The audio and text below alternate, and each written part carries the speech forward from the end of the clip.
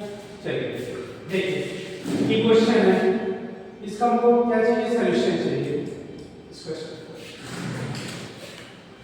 कह रहा है कि यम द्रव्यमान का इलेक्ट्रॉन आवेश की एक समान वैद्युत क्षेत्र E में विरामावस्था से त्वरित होता है। यहाँ पे एक वर्ड आ गया विरामावस्था, तो आपको पता है विरामावस्था में इलेक्ट्रॉन गति कर रहा है। जब इलेक्ट्रॉन गति कर रहा है, सॉरी, इलेक्ट्रॉन का द्रव्यमान एक समान वैद्युत क्षेत्र में E में विरामावस्था में है, तो जो इलेक्ट्रॉन है वो किस अवस्था में है, विरामावस्था में। अब कोई चीज अगर विरामावस्था में होती है तो उसका प्रारंभिक वेग क्या होता है, 0। तो इसका पहला कंडीशन होता है U का मान कितना हो गया, 0। विरामावस्था से त्वरित होता है। सिद्ध कीजिए कि x दूरी, मतलब इसमें दूरी जो दिया है, दूरी की वैल्यू क्या दिया है, x। दूरी कितना दिया है, x, ये दिया है। यह दूरी तय करने में इलेक्ट्रॉन द्वारा अर्जित वेग की गणना, अर्जित वेग कितना होगा, 2q x/m।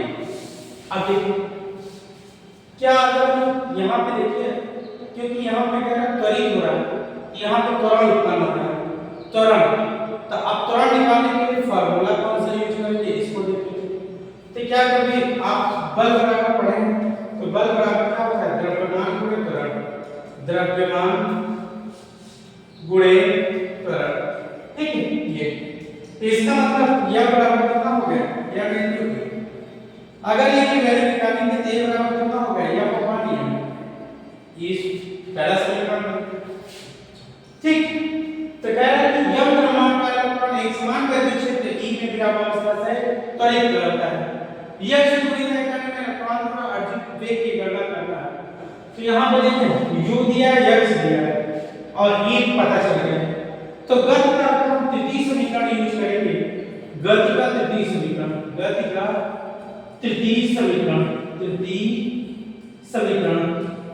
तो गति का जो तृतीय समीकरण है, v स्क्वायर बराबर होता है u स्क्वायर प्लस 2as, ठीक है। मतलब s के स्थान पे कौन सी दूरी, s, तो v स्क्वायर बराबर कितना हो गया, u स्क्वायर प्लस 2as। अब देखिए, ठीक।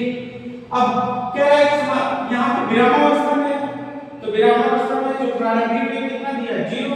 तो v स्क्वायर बराबर 0 का स्क्वायर प्लस 2a का मान भी पता चल गया कितना है, f अपॉन में कितना, m इनटू कितना, x, ठीक है।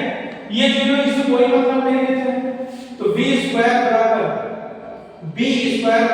2, इसको इस तरह भी लिख सकते हैं, v स्क्वायर बराबर 2f अपॉन में m इनटू x। अब देखिए अगर हम वैद्युत क्षेत्र की तीव्रता की बात करें, तो वैद्युत क्षेत्र की तीव्रता का जो फार्मूला है E बराबर कितना होता है, F अपॉन में Q। तो अगर F की वैल्यू निकालेंगे तो F बराबर कितना होगा, E इनटू Q। तो F की वैल्यू यहाँ पे ना कर देते हैं, तो v स्क्वायर बराबर 2 इनटू E गुणे Q इनटू x अपॉन में कितना, m, ठीक। तो इसका मतलब v बराबर under root of 2e q x upon में कितना, m। यही हमको बच्चों क्या करना है, यही निकालना है। देख लीजिए कह रहा है कि यम द्रव्यमान का इलेक्ट्रॉन आवेश q एक समान वैद्युत क्षेत्र E में विरामावस्था से त्वरित होता है। तो सिद्ध कीजिए x दूरी तय करने में इलेक्ट्रॉन का अर्जित वेग, मतलब v का मान क्या होता है, 2q x अपॉन में कितना, m। तो मतलब वेलोसिटी डिपेंड किसके ऊपर कर सकती है, डिपेंड। तो वेलोसिटी जो होती है द्रव्यमान के ऊपर डिपेंड कर सकती है, वेलोसिटी वैद्युत क्षेत्र की तीव्रता के ऊपर डिपेंड कर सकती है, वेलोसिटी आवेश के ऊपर डिपेंड कर सकती है, और वेलोसिटी जो होती है दूरी पर भी डिपेंड कर सकती है, निर्भर कर सकती है। अगर द्रव्यमान को चाहे जितना बढ़ा दे तो वेलोसिटी उसकी क्या होगी, कम हो जाएगी, इसका ये मतलब है। चलो।